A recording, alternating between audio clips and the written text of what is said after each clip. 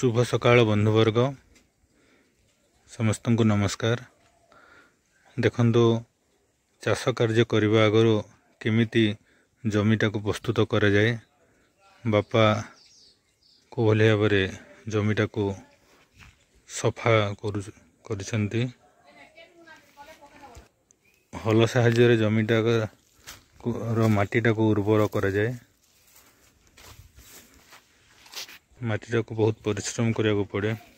सबु कार्य कठिन परिश्रम दरकार। ठीक बापा मध्य कठिन परिश्रम करिकी चाष कार्य करती।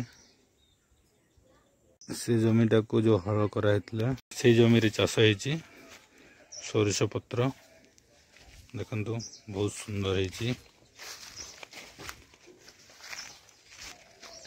आग को देखा यहाँ को भाजी शाग कहती, कोसलिया शाग कहती। यहाँ को बहुत सुंदर है। केमिति माटी थिला माटीटा को केमिति उर्वर करागला एवं सुनार फसल सबुज फसल सुंदर भाव में कराई।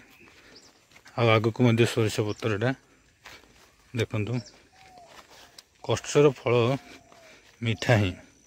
चाषी जीवनटा बहुत परिश्रम और से परिश्रम फल निश्चित भाव में मिल।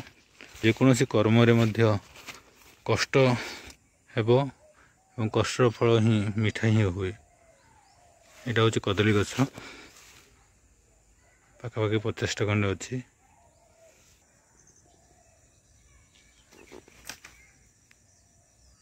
ए देश ए माटी ममतामयी माटी सेबारे तार जीवन देवा रखिबा तार नाटी सबुज शस्य श्यामल